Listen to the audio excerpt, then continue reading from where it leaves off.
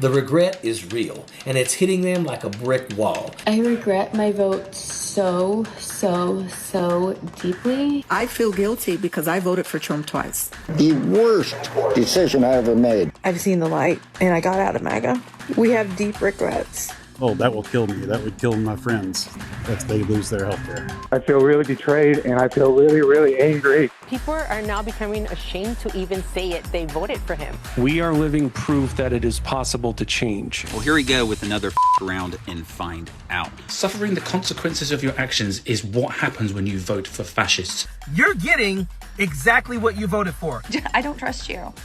And I don't feel bad about that. We knew that he wasn't honest. That's on you. She's regretting voting for Trump because her daddy got his ass snatched by ICE. You are welcome back. Come back home because we need you for the midterm. Oh my God! As a resident, compassion. It's only when you're affected that you actually feel bad about something. You don't have any regrets for everyone else. You're disgusting. How does it feel? It's hard. It's wrecking. Good. They thought that they were punishing liberals. They ended up punishing themselves. Too little, too late. And this pattern is always the same, with few variations. They pick the most dangerous enemy they can find, and it's themselves. Don't let them trick us into thinking we are enemies. When we do not allow them to divide us up, there is no stopping us. I don't give a All we need to do is sit back and watch. Let them destroy themselves. Okay, let's have a nuanced conversation about Trump regret. He never cared about you. He never will care about you. But boy, is he good at using you. When a chink in the armor of a tyrant opens like this, because the actions of the tyrant are so terrible that his supporters can't even stomach it. That's when you go in and you put a stick of dynamite in that chasm and you blow it apart. Hi, Mom. Hello, child. So today we thought we'd talk about the phenomenon of Trump regret. There's a lot of it floating around, and with the passage of this big bad bill, we can predict that there's going to be a lot more of it. And we sort of wanted to have a nuanced conversation about how we as people in the anti-Trump coalition react to people who have had regret over their vote for Trump.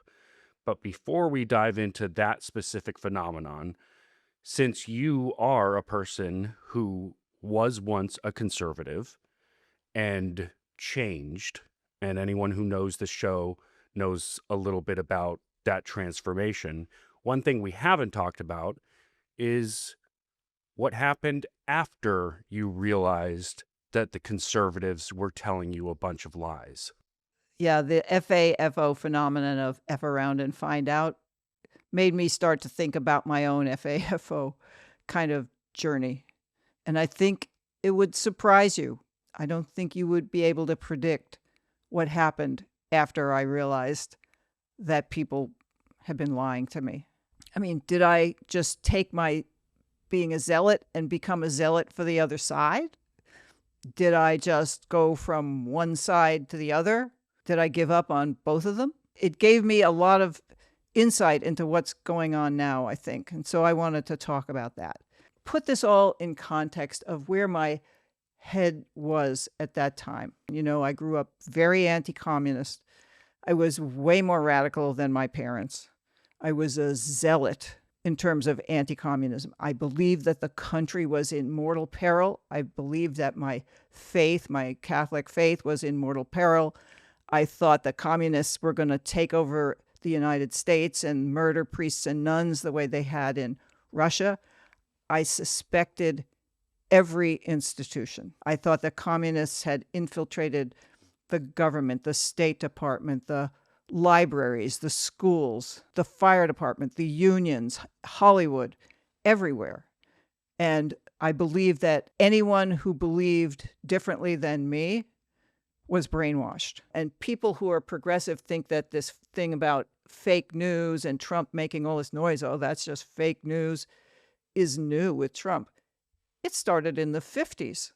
We just said that people who were saying things we didn't agree with were brainwashed, but it was a form of fake news. All of this started in the 50s. I mean, Trump is from the 50s, just like I am. And so if you didn't agree with me, you were either somewhere on the spectrum of being stupid, ignorant, dumb, uncaring, not woke, or you were a fellow traveler, a pinko, a commie, or maybe even a commie plant in one of these institutions. And by the way, when you say not woke, you're talking about wake up, which was ironically was the mantra of the anti-communists in the 50s.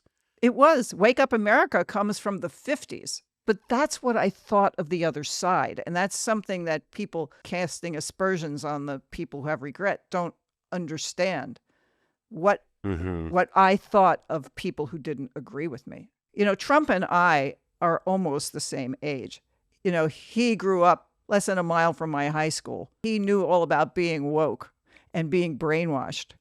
And the thing is, if you convince yourself that other people are brainwashed, it means you don't have to believe anything that you hear.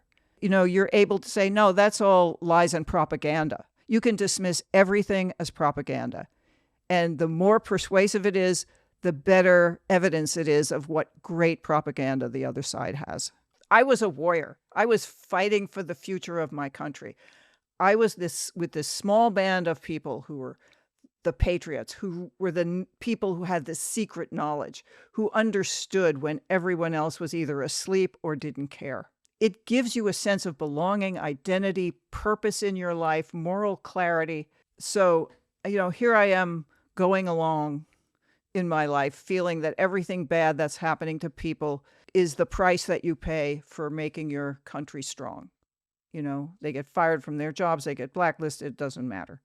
So fast forward to all of my, you know, doubts starting to arise. And then I discovered that I'd been lied to, that it was all a lie. I mean, once you realize that part of it's a lie, the whole thing falls apart because the people that you trusted lied to you. They'll lie to you about anything. And then you feel duped and you feel betrayed and you feel that the causes that you fought for were betrayed also. That this was a betrayal of the country. This is not just the loss of your belief. This is the loss of everything that makes your world hang together. And for a lot of people, that involves their family, it involves their religion, it involves people that they work with, that they know and trust and are part of their lives. You can't just walk away from that in 1 second. So, what did I do? I was completely homeless. I was lost. I felt abandoned. I felt adrift. Once you find out it's a lie, you don't automatically think that the other side is the rational one. You think they're all the same. They're all liars. They're all out for what they want. I did register to vote. I turned 21, but I didn't register as a Democrat. I registered as an independent. And I stayed as an independent for many years after that, while I was trying to figure out who was telling the truth and whether this was a place that I could land. You can't turn your life upside down and inside out in a second and think that you'll just go over to the other side. And I think some of the people in the FAFO movement really don't understand that. I mean, you have to make an emotional change that's almost impossible. It's a catastrophe. It's like a death in your family. When you realize that the conservatives were lying to you, just to recap, you worked for the welfare department in search of so-called welfare queens and found that they weren't there, that was a lie. What are you talking about? I don't see any welfare queens driving Cadillacs. I see people struggling to make a life against all odds. No, this is wrong. This is just wrong. It's all a lie. You had experiences with systemic racism right in your face where, you know, someone showing you a place to live told you straight to your face that they would not accept applicants who were Black, things of that nature. You started learning about the history of the United States government, what it had done. And so you realize that your beliefs were based on lies, but that doesn't mean, as you say, that you believe the other side is telling the truth. Now you're in a position where you're having to figure out what the truth really is. What are some of the things that you feel like other people did or that you did that you felt like actually helped you get closer to finding what you felt was the truth? The thing that was the most effective is that I realized that the examples of what I wanted to become had been all around me my entire life, and I had never seen them. Starting with my parents, who my dad, who was a pediatrician, treated poor kids for free. He treated their families for free. He made house calls all over New York. His poor patients, he never charged them. He gave them free medicine. You know, he made sure that they didn't pay for health care. And he did that because he just felt that was his obligation. You know, I was hungry and you fed me. You know, thirsty and you gave me something to drink. You know, he felt that was important and I didn't see it. Why didn't I? I didn't see it.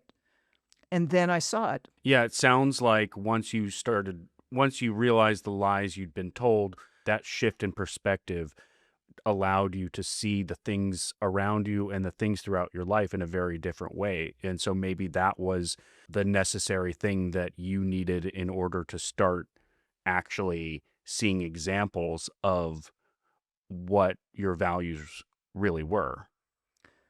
You know, it's like somebody takes off your blinders and you start seeing things that you never saw before. Like, I think I told you, my friends in college who went to Harlem every weekend, who took the train into Harlem to tutor kids. You know, I went to a very strict Catholic college. It was very demanding, extremely demanding. And these were first generation, mostly students. So the expectations that you do well in college were very high, which meant that on weekends, most people were expected to study all weekend. But a whole bunch of people took the train into Harlem to tutor kids because they felt that that was very important. And the nuns in my college who went down to Freedom Summer and risked their lives to register people to vote, you know, it had been all around me. What that did was it created a space for me, a safe space for me to change. And the other thing that I desperately wanted is I wanted to belong to something that mattered, who were doing the things that I thought I had been doing, you know, working for the betterment of the country, working for the betterment of my faith, doing good in the world. I thought I had been doing good in the world, and actually I hadn't been. I wanted something like that this time it was real. And I had these models, and I just hadn't seen them. And then I started to see them. And these were the people who never judged me. These were the people who never said to me, serves you right. There was no blowback on me personally from me realizing that I had been duped. I didn't lose a job. I didn't have my mother deported. Nothing like that happened. What happened, the blowback to me was that I realized that I had not been true to the things that I should have been true to making the world better, to having compassion for other people, you know, to listening to my faith in a real way, you know, to becoming a person that I could be proud of. That's what the blowback was, that realization. And so I got off cheap in a way. But if somebody had said to me, what, you voted for Goldwater and you're coming here now? Well, you know what? I hope your brother goes to Vietnam and gets killed. It'll serve you right because you did this. I mean, if someone had said that to me, I never would have forgiven that. I would have just walked away and said, you're just as bad as the people that I'm leaving, and I'm going to find some other way. But it's not going to be you. I was fortunate that that didn't happen. I was fortunate that people made a space for me to be able to change. Yeah, tell me what you mean by that. So, one of the things that you told us about in the very first episode, that you had certain friends that didn't judge you, that listened to you, and that you started to listen to them. So, I imagine those are some of the people you're talking about. How did they react when you started expressing? I'm sure at some point you started expressing, you know what? I'm starting to see some of these lies that I'd been told. How did they react to you? And what do you mean when you say that they created space for you? They just started to talk about their own experiences. They started to talk about why they did what they did. They were actually starting to create models for me to see that there was another way to be in the world. They said, why don't you come with us and go to Harlem and help us tutor? You know, Mm-hmm. then you can see for yourself. Or Mm-hmm. they would say, I get it. You really wanted to protect all of us. I mean, we all want to protect our country. But the crazy thing is, I think that what's happening in the war is doing the exact opposite. They just said, this is what I believe, and I think it's something you should think about. That's what I mean by giving you space. They tell you what they believe, and they just say, keep learning, keep thinking, find that way forward for yourself, but I'll tell you where I'm going. And so I started looking around for other people and where they were going. After college, I went eventually to graduate school, and a lot of guys who came back in graduate school had been in Vietnam. They were infantry. I would ask them about their experience. They would just talk about it. And then you make your own mind up and you think, I never heard that before. I had no idea that happened before. I didn't realize how much, suffering there was in that country until eyewitness person told me about it. You just have to keep asking questions. You just have to keep learning. And I think what my friends did was they encouraged me. They didn't say, like, here's this book, read this, all the things you have to believe now that you don't believe that. They just said, keep asking questions.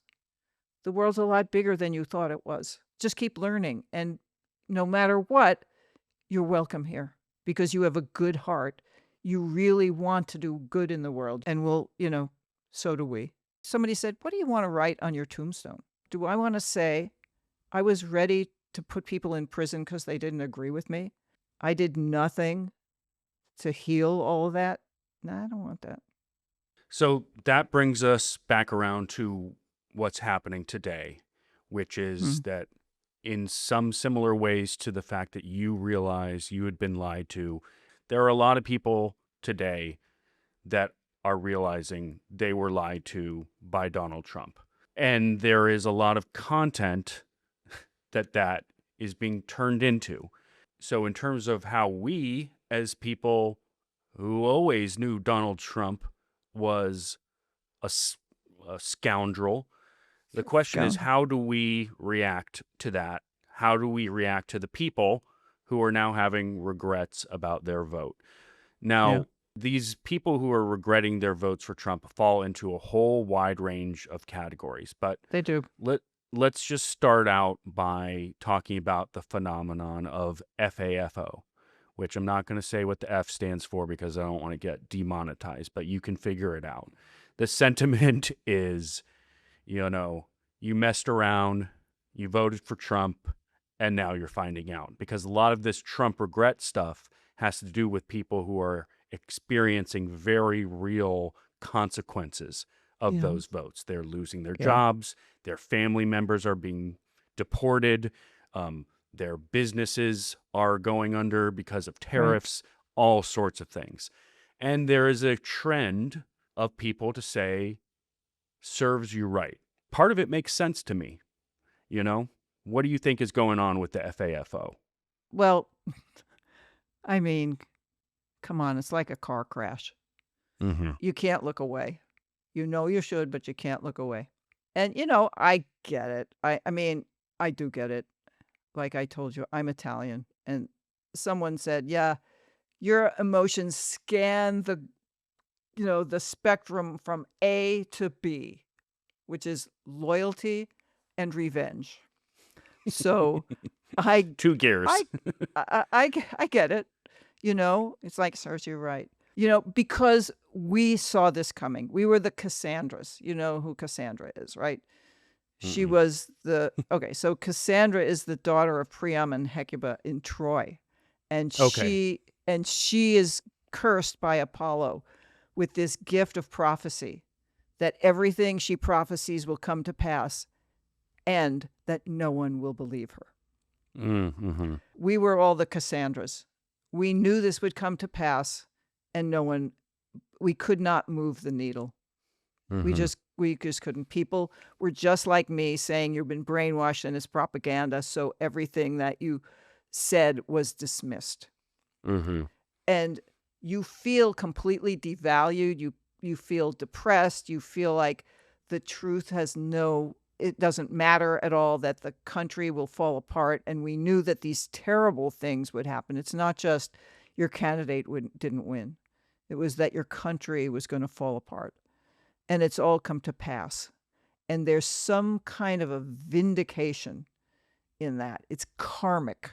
It's like the wheel of karma just comes around and like you voted to deport your compatriots and now they came for you. And, that's karma, baby, right? Crushing. The karmic wheel is crushing you. And it just feels like, yeah, well, what did you expect to happen? Yeah, we told you this would happen. You didn't listen to us. You voted for this thing that you should have known was going to have all these terrible consequences, and now they're happening, and you know what? It serves you right. And it gives a sense of maybe there is some sense of justice in the world. Maybe there are consequences, and we have so little power in the anti-Trump coalition that it's almost like the only thing you can hold on to is seeing that there is still some sense of cosmic justice in the world, that the people who did the bad thing are getting the bad consequences. I get that component of it. Yeah. But ultimately, it's not the way to go at all. I mean, you can feel that way. Just keep your mouth shut about it. You know what I mean? I mean, you can feel that way because you just do. You just do. We get it. We understand why people feel this way. I got to admit that, I see a clip on YouTube that says, Trump voter, FAFO. I'll click it sometimes, and like you said, you're looking at it like a car crash, but is it doing any good? Well, first of all, the fact that I have, an instinct of so little charity, which I have to chalk up to my Italian heritage, but still, that's a sin. And I shouldn't do that. I shouldn't do that. I have to make an act of contrition for being so uncharitable, because it's very uncharitable. But no, it's not doing any good. So I'm going to put myself in the place of those people. And like I told you, if someone had had that attitude to me, I would never have changed my mind. I mean, I would have changed my mind, but I never would have gone to the other side. It's not doing any good. I mean, what does it accomplish? Nothing. What does it change? Nothing. Who does it change? No one. Who does it heal? No one. It just makes the people who say it and the people who hear it worse. I mean, there are so many different kind of people. I mean, let's get a little bit of clarity about what we're talking about. Some people, lots of people, don't care about politics. They just don't care. They're busy. It's just not a thing for them. They vote every 4 years, if they vote at all. They don't pay a lot of attention. They vote strictly on usually pocketbook issues. And the people with the loudest megaphone are usually the ones that carry the day. And that's what, a lot of people, that's what happened. And, they regret voting because they felt that they made a different choice. But those are people who really should be said, listen, this guy is a con man. He's so good. And one of his greatest skills, probably his best, is that he's a con man. He could sell, what they say, snowballs to Eskimos. So it's not shocking that you were conned. Of course you were conned. He never cared about you, just like he never cared about the students of Trump University. He never cared about all of the contractors that he stiffed when he went bankrupt 3 times. He never paid them. He never cared about you. He never will care about you. But boy, is he good at using you. So you shouldn't exactly feel bad that a con man was so successful at being a con man, because that's what they do. I understand we tried to tell you, but we didn't have a big enough megaphone. So now you see, so come, you're welcome here. You know, you're welcome here. I'm sorry that this happened to you. It's terrible that it happened to you. You're not the only one who got conned.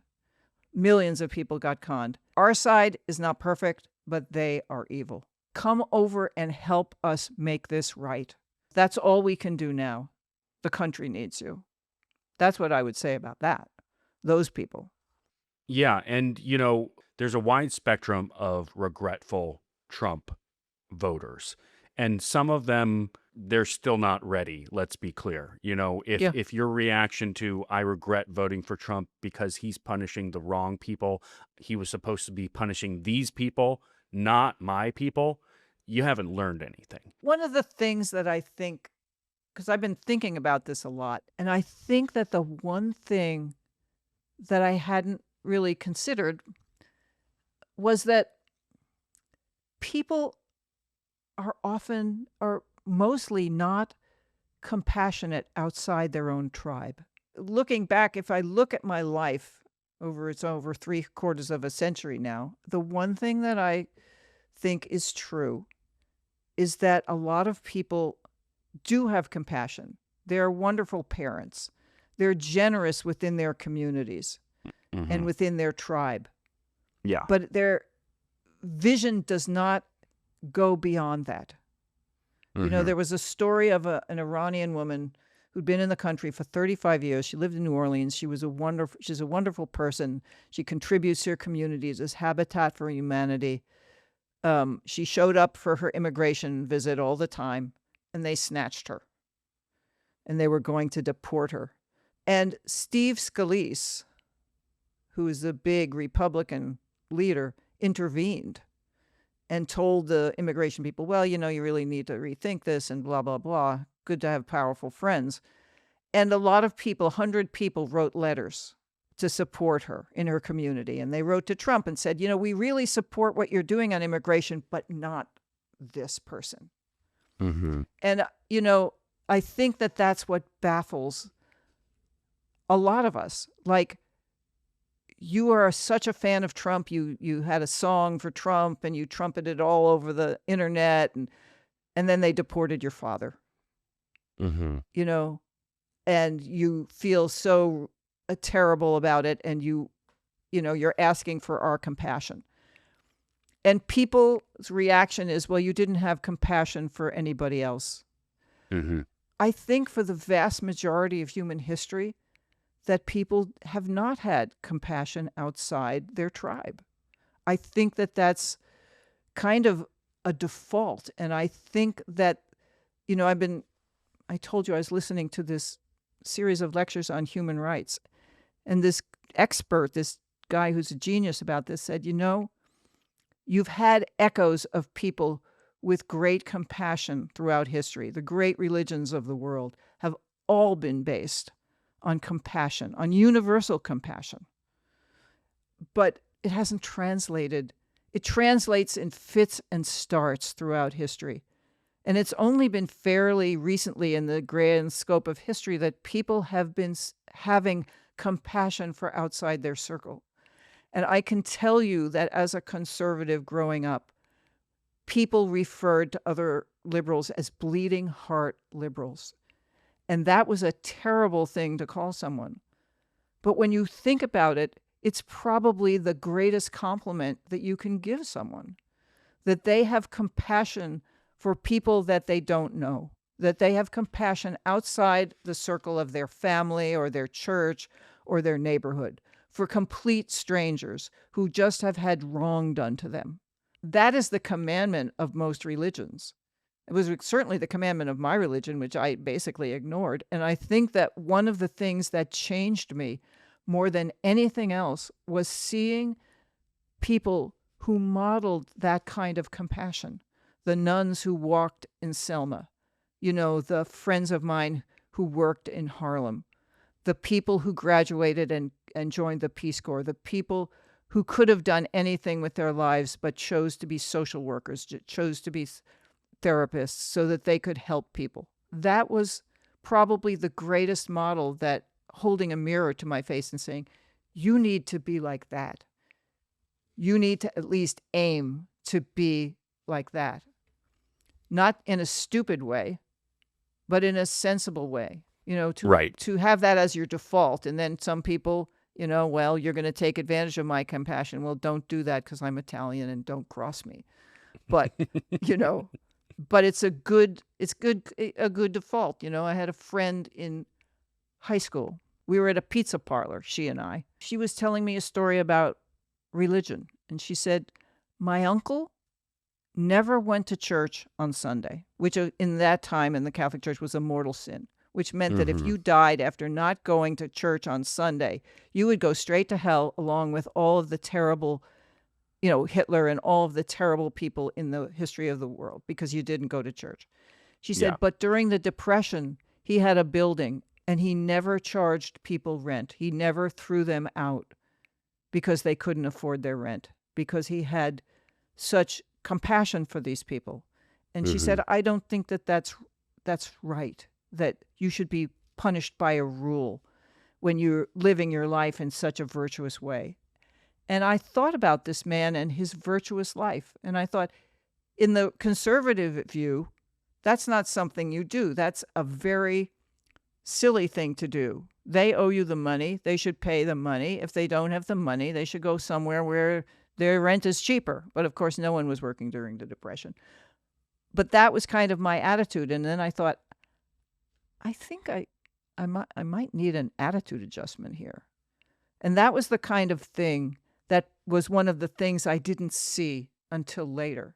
And I think one of the biggest changes was that I realized my view of what was right and fair had to go way beyond my tribe to people I didn't know. I mean, the Haitians who voted for Trump after all the things he said, I mean, their tribe was really small. It was that they had, become Americans, citizens, and they didn't want anybody else. Their compassion didn't even extend to their own people who had been in the same situation. So I really do think there is some kind of human default of the mafia don who loves his mother but will order a hit on other mob guy. I think one of the biggest differences between conservatives and liberals is the names that they call liberals, that they have compassion outside their tribes. I think that people are getting very frustrated. The liberals are getting very frustrated that they're being mocked for that incessantly. And now the wheel has turned and people realize that maybe they need to expand their level of compassion too. Yeah, no, I think you're right. I mean, I think what I see for the people who are saying FAFO is they're saying, hey, you don't care that this was going to happen to these other people. You only care now because it's hitting your family, affecting you or affecting someone close to you, but you didn't care when it was going to happen to this person or that person. Right. And I get that. And I think that's a problem. We want people to understand, hey, these things that are happening to you, can you not take it a step further and realize that that's going to happen to other people and that's not good? That can't you put yourself in their shoes? But then for me, as a non-religious person who's more from a humanist perspective, I still feel that part of my mission in what we're doing here is to expand that circle of compassion further and further to include more and more people. And for me, that also includes this regretful Trump voter. Yeah. It also includes this young woman who I'm going to share a clip of right now, whose family was facing deportation. Let's take a look at this. I feel that it would be immoral and inhumane to let a man who is suffering, who is terminally ill, spend what little time he has left in pain and isolation. We're all human, and today I'm asking for one human act of compassion to please let my dad come home. My vote, again, is to deny the request for conditional medical release.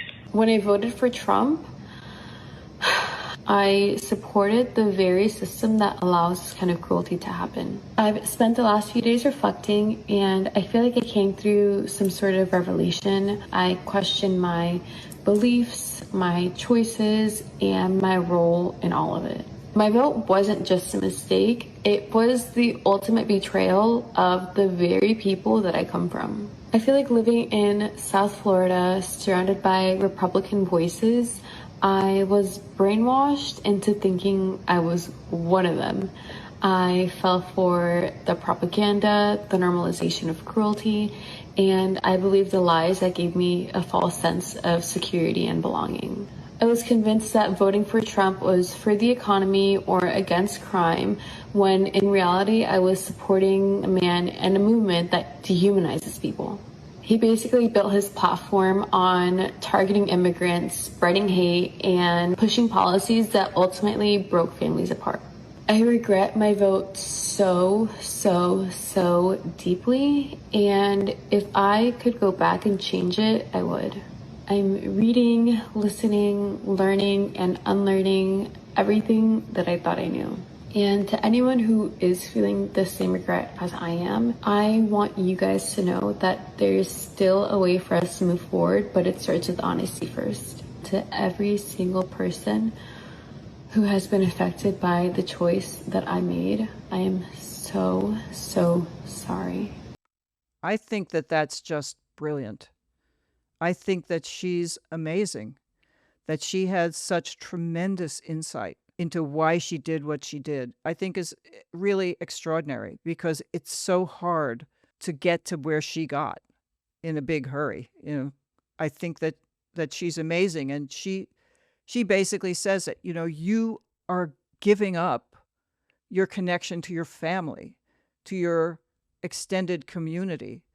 You want to belong. You so want to belong. And the desire to belong can push people to do all kinds of things that they look back on and they realize, I should never have done that. And for her reflection to say that it was a betrayal of everything that she was trading that feeling of belonging for the consequences that were coming down the road. And she did not see them because nobody that she was listening to was telling her that that was going to happen. I have seen a lot of really nasty and terrible things said in response to this young lady. She's not alone. There are 75 million people who voted for Donald Trump. Now, a lot of them are just Republicans who just vote for Republicans. They would vote for Mickey Mouse if he was on the ballot. But there's a significant number of people like her who really wanted to belong and believed lies because that was the price of admission to belonging. His propaganda was so much more powerful than anything that the Democrats put across. Who's responsible for that? When you don't have a counter narrative that people can listen to, there's nowhere for them to go. I mean, I asked myself the question, why didn't I start out in the place that I ended up? Why didn't I start out with my bleeding heart liberal friends? Because there was no counter narrative that was a good story that enticed me. When you make the world really simple with good and evil and they're easy to spot, and you have a simple story that makes sense of everything, it's very easy to believe that, and it's very hard to pry people away. She's basically saying, I did not hear any other story. Maybe people were talking about it, but they weren't talking in a way that I could hear. And she grew up in it, which means the story that she believed was repeated over and over and over in her school, in her home, in her extended family, in the neighborhood, in the extended community. And if you hear that over and over again, you believe it, especially when nobody's telling you the opposite.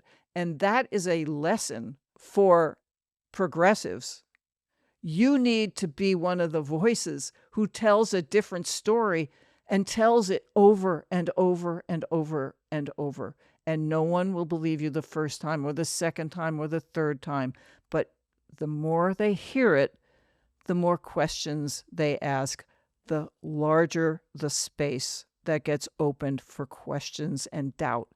And when somebody like that is basically saying, I want to walk away from what I was, that is, this is an opportunity that you would never expect to see. When a chink in the armor of a tyrant opens like this, because the actions of the tyrant are so terrible that his supporters can't even stomach it. That's when you go in and you put a stick of dynamite in that chasm and you blow it apart. And so that people will never go back to that. That's when they are ready to listen, when they were never going to listen to you before. This is your chance for them to hear you. And they may not hear you the first time or the second time, but they're looking now for someone who's going to tell them a much different story. And that's why, instead of wasting your time telling people it serves them right that their dying father is in jail, say to them, I am sorry that this happened to you. I understand that you were hoodwinked and that you were brainwashed, like you said, to believe this.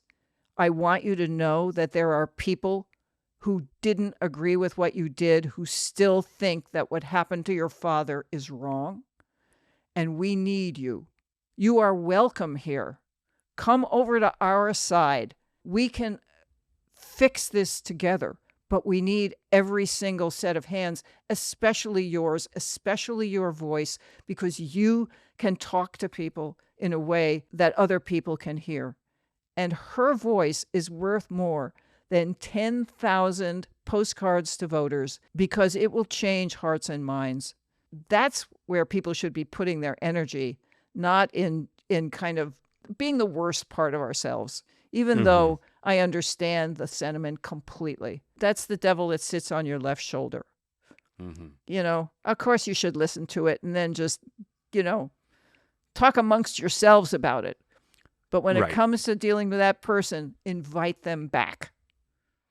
Yeah, and this is important right now because Donald Trump just passed a bill that's going to increase the off-brand Gestapo force in America. These deportations are going to ramp up.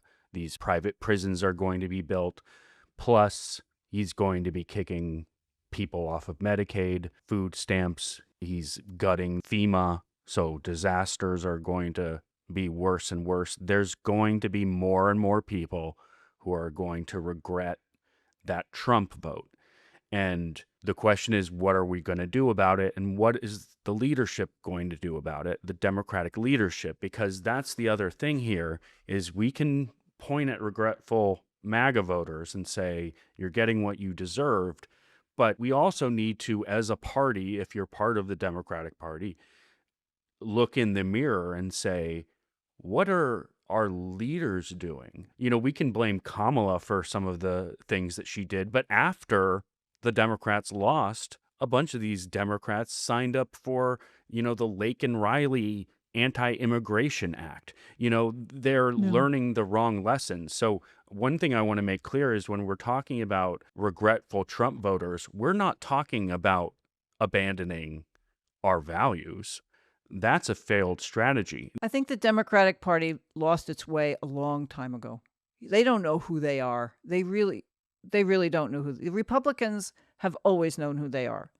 Small government, less regulation. It doesn't matter if the fallout of that is that some people starve. Let the states deal with it. It's their problem. It's not my problem. give tax breaks to the wealthy people who run the party. That's their strategy. Small government is always better. Less regulation is always better. Capitalism will sort itself out, despite the fact that we know that you get child labor and no health regulations and people dying because they don't have insurance and blah, blah, blah. That's easy. What do the Democrats stand for? We're kind of agreeing with them, except not so much. There is a huge change coming. You can feel it in the air. You feel it very rarely. I felt it with Ronald Reagan. There are very few times that I really felt that there was change in the air. I did not feel it with Obama. A lot of people did, but I did not. But I feel there's huge change. With the coming of AI, the job losses are going to be catastrophic for people.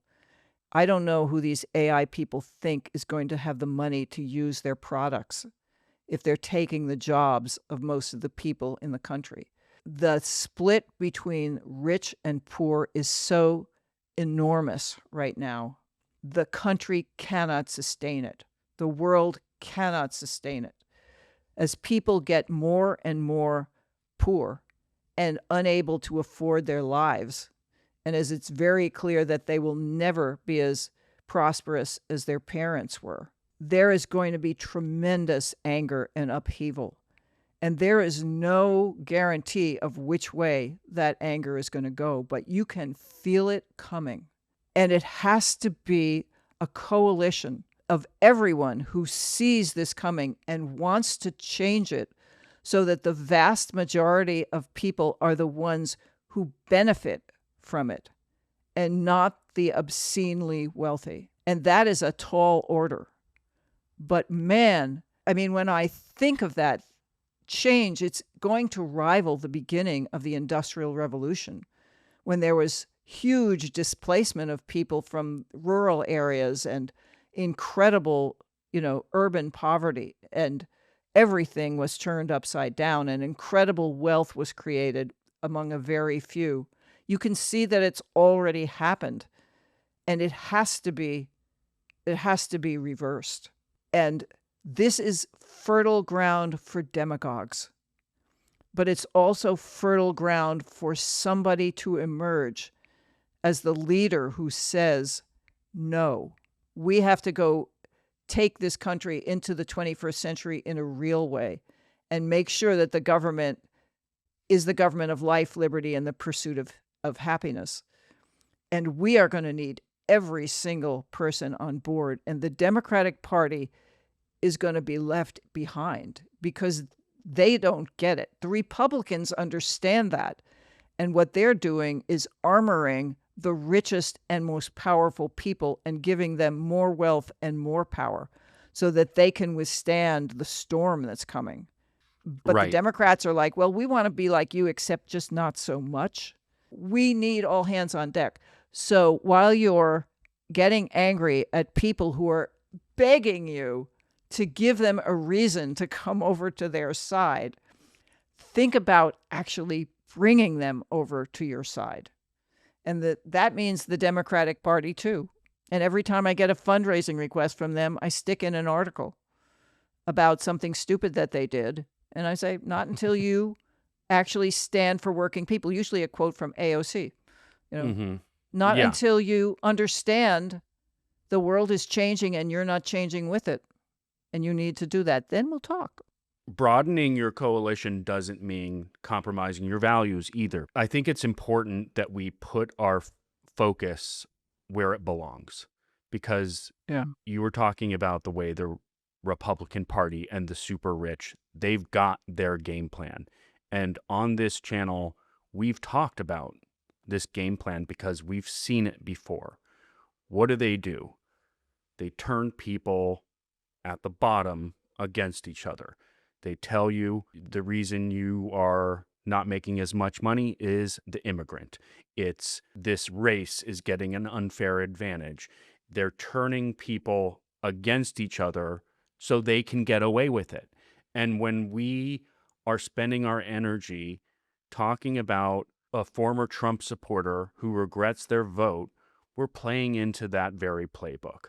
They've always divided us at the bottom so that they could get away with what they're doing at the top. My Bible, which is This Tomorrow, the comic book, written by, a Catholic church in 1947, one of the things that they say in their comic book, the story is how the commies plotted their overthrow of the U.S. government by turning people against each other. And so they're not looking in the right place. The true reason for their suffering, they're looking at other people in the same position and getting them to fight with each other.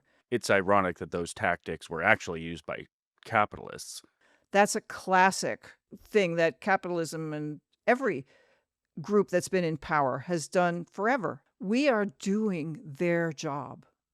This is a golden opportunity to forge a brand new coalition. Who knows what that will look like? We don't know yet, but at least it would be a very broad-based coalition, and you'll have lots of people who don't agree with each other about what that should look like. But at least it would be a start. If you spent your energy inviting people back, help everyone rebuild the country and take it back from the billionaires who basically have no loyalty to the country. They have loyalty to money, and money is international, and they really don't care about this. We care about it. Can you imagine what it would be like if all these comments on the FAFO videos were, "I'm sorry this has happened to you. I don't agree with who you voted for, and that you had reasons that I don't agree with either. But this is just as bad for other people as it is for you. And it's only going to get worse if we don't take action to claim our country back from the oligarchs and the powerful who are trying to set us against each other. Come to our side." Can you imagine if all the comments were like that? Then the guy who is like, "Well, I still support Trump," would be like, "No, I don't want to come over to your side. I really don't care." Then you'd know, move on. Okay, move on. And stop asking for my sympathy. All right, so I want to play a little devil's advocate here. So are you just saying we need to forgive and forget these people that voted for this scoundrel that's tearing this country apart? What about the person who's trans, whose life has been upended by this? What about the person who knew that the mass deportations were coming and this is affecting their family? Are you telling them that they need to forgive and forget the harmful choices that these people made when they went into the voting booth? Well, forgive and forget. I guess my question is really more practical. I mean, as a gay person, it affects me somewhat tangentially. They do want to take away gay marriage. I just, given the terrible things that are happening to people, the most important thing is to get those people who are making these confessional videos, get them on our side. They are the most powerful voices for change. They're the ones who have instant credibility with people because they went on the journey themselves. They went from true believer to realizing that it was all a lie. And there's nothing more powerful a voice than a person who feels not just that they've been lied to, they've been used, and they have been betrayed. You know, we always used to say in the Catholic Church that the people who were the most fierce defenders of the Catholic religion were the converts. Right now is a time for action. It's a time for being proactive. Are terrible things happening to you? Yes. But the vote of those folks is done. You can't undo it. You can only undo the future. What we really don't want is 2 more years of this after 2026. And if the Democrats, by some miracle, are able to take back some of the levers of power, they may be able to undo some of this. So look forward. I mean, don't forget what happened in the sense of maybe now people will realize how important it is to vote, since half of the people who are eligible didn't bother. You should never, ever ever forget. But let me tell you what I think you should never forget. You should never forget the fact that the party that you voted for, probably, if you feel that way, really let you down. Mm-hmm. You need to never forget that when people were talking about deporting immigrants, where was the voice on the other side? They made a calculated decision. The people with the biggest megaphone, with $1 billion raised in 90 days, that they didn't want to talk about immigration. They didn't want to talk about the fact that people couldn't afford their life in a way that people could hear. Maybe they talked about it. I don't know. I live in California, so we never saw most of the ads. But from what I gather from people who lived in Pennsylvania and stuff, there was just no response, especially on things like immigration, because the party just ran away from it so fast. Don't ever forget the people with the biggest megaphone who had the chance to turn that narrative that was being played over and over and over about how bad immigrants were. They had the chance to turn that around. They had the chance to let people know what they stood for. They had the presidency for 4 years, for God's sake. So don't blame the people exactly who believed the person with the biggest megaphone, because there was no other story for you to land on. So yeah, don't forget that. And as far as forgiving goes, well, it's a sin not to forgive, but I wouldn't. It's sort of like, who cares? It's not, I don't care. Forgive is not my position to forgive somebody for exercising their right to vote in a way I don't agree with. I may not forgive the Democratic Party for not doing their job in terms of they were the ones who had the most opportunity to persuade people. Who cares about forgive? Go to confession if you want forgiveness. I want to pause here on this point of the Democratic Party. Some people might be watching and be like, okay, but the Democratic Party is clearly way better than Donald Trump. And of course they are. But yeah, they are. There's a reason we're saying this, because it's still happening right now. You've got Zoran, who just showed a possible path forward, who showed he focused on affordability. He didn't shy back from calling what's happening in Gaza a genocide. He didn't throw immigrants or trans people under the bus, and he won. And he actually also talked to people who voted for Trump, listened to them, and then told them what he was going to do. And he won some of those people back over. He's a potential model of how a Democratic Party can stand up for something affirmative, focus on the things that really matter to people. And why do I point this out? Because what is the Democratic leadership? How are they responding to this? Hakeem Jeffries is going on TV saying, well, he's really going to have to, convince people that he understands the anti-Semitism going on in the city right now. They have been telling us, vote blue no matter who. This person is showing, hey, they can win back some of those young men that we have been losing. And the Democratic leadership walks away from that. So they're part of this problem. We can point at the former MAGA people and say, you're getting what you deserved, but we need to look at our own coalition and the leadership of it and say, you guys need to do better. Political parties tend to be very conservative. Just in a kind of general way. They don't like to go out on a limb. The Democratic Party, more and more, after Citizens United became the law of the land, felt that they had to recruit a bunch of billionaires themselves in order to stay competitive. And they are incredibly gun-shy about doing anything to offend their billionaires and their wealthy donors. They are not getting in front of the wave that's coming. They are not. That's what I mean. They're not. Bernie Sanders understands it. And, his tour and getting all those people from all these states to, Idaho and places like that is a sign of the times. at various times in my life, people have come in and kind of taken over the leadership of the Democratic Party. I mean, we have seen in our lifetimes a takeover of the Republican Party in the opposite direction, right? In kind of the handmaiden of the oligarchs. Maybe it's time to push the Democratic Party in the opposite direction pretty hard. I don't know. They may be beyond saving, but some people are impressive and a lot of them aren't. But a lot of them are, they don't feel like that's their job.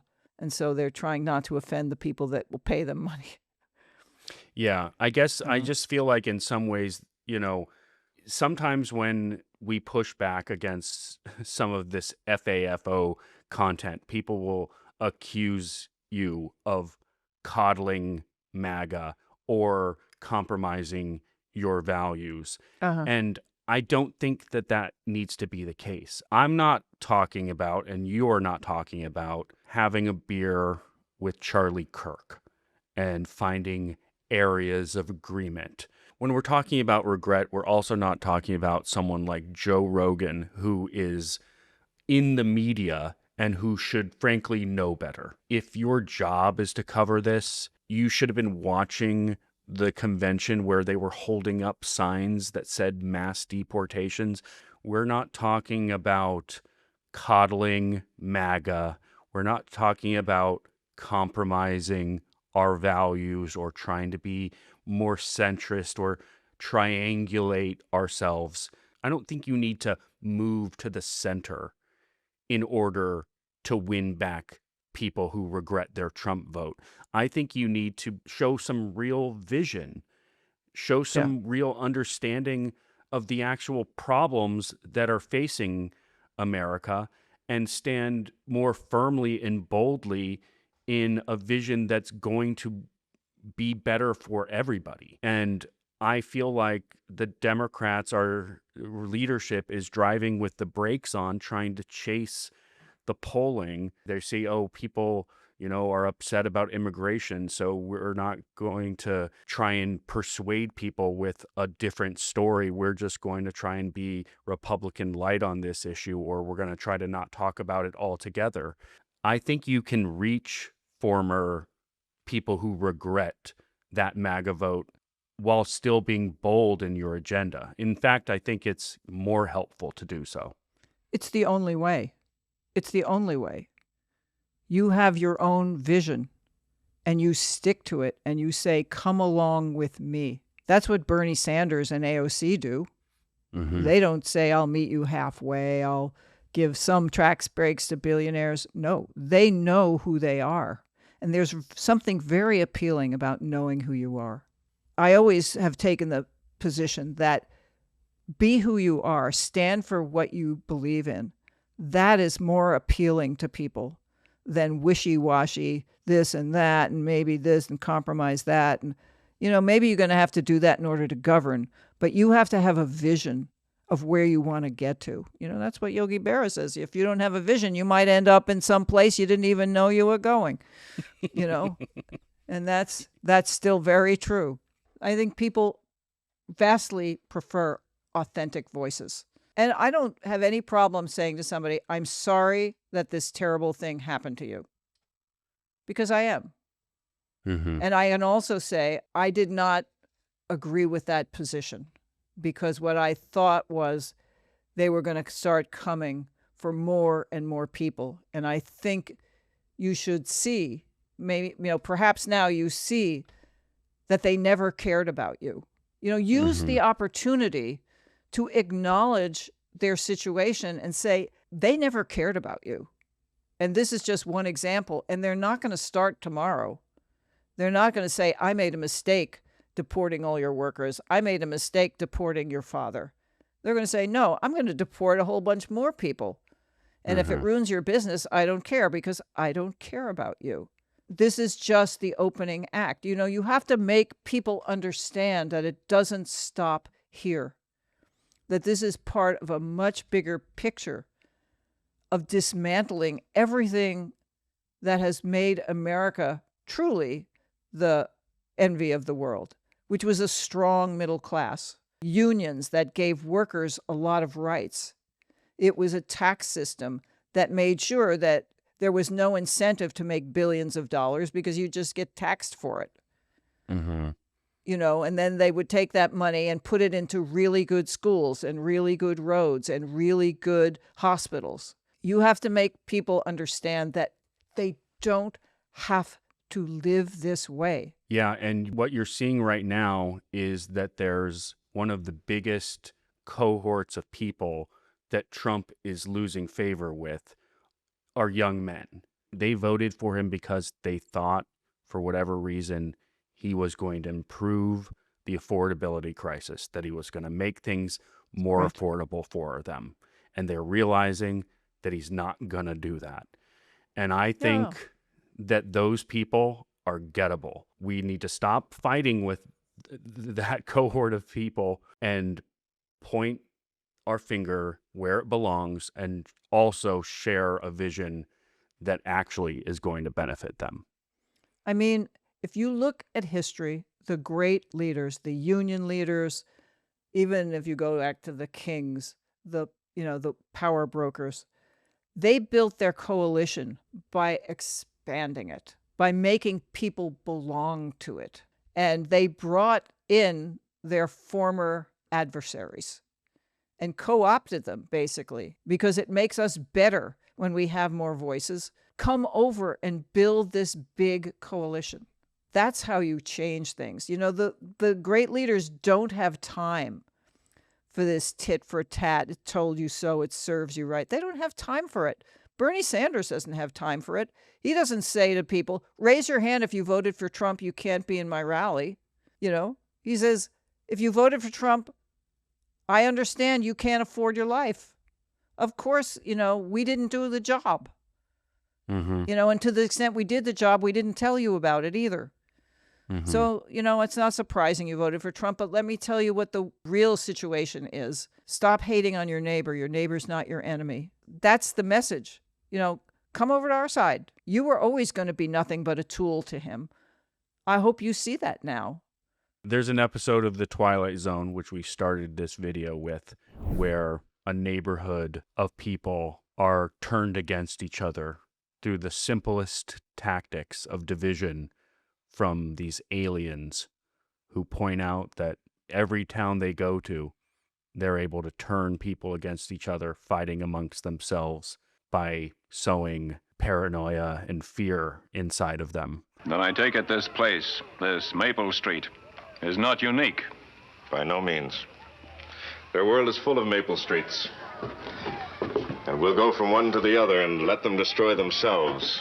When people are afraid, and there's a very good reason to be afraid right now, because the world is changing in such drastic ways in terms of being able to afford it, there's a lot of dislocation that comes, and people's instinct is to find someone to blame. Who is it, Charlie? Tell us! It's a kid! And the people who are expert at the Twilight Zone stuff are the people who are orchestrating the fact that you're poor. And they really like to keep you that way because that's more money for them. You're looking in the wrong direction if you want to know how to fix it. Yeah, you're throwing a brick through your neighbor's window when the aliens pulling the string are at the top of the hill, safely looking down at you as you tear your neighborhood apart. Why are you wasting your time with this? This is what they want.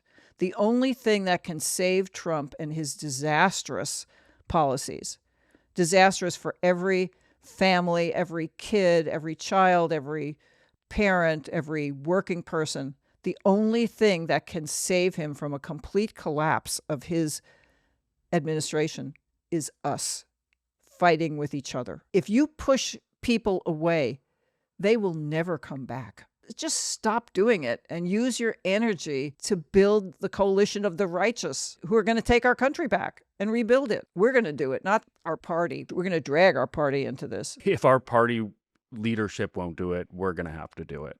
We'll do it. It's always been that way. All right, Mom. I think that's a good place to leave it. Thanks so much, and I'll talk to you soon. Okay, love you. Love you. Hey, everyone. Thanks so much for watching. Please let us know what you think. This is a complicated issue. There's a lot of different ways to look at it. So please let us know what you think below. Our goal, of course, is to try and push back against this awful administration and the terrible things that the conservative party in this country is doing. And so we're just trying to find the best way to build the coalition that's going to stop this madman. Anyway, please remember to like this video, subscribe to our channel, and please check out our Patreon. And as always, we love you, and we'll see you next time. All right, thanks everybody. Bye.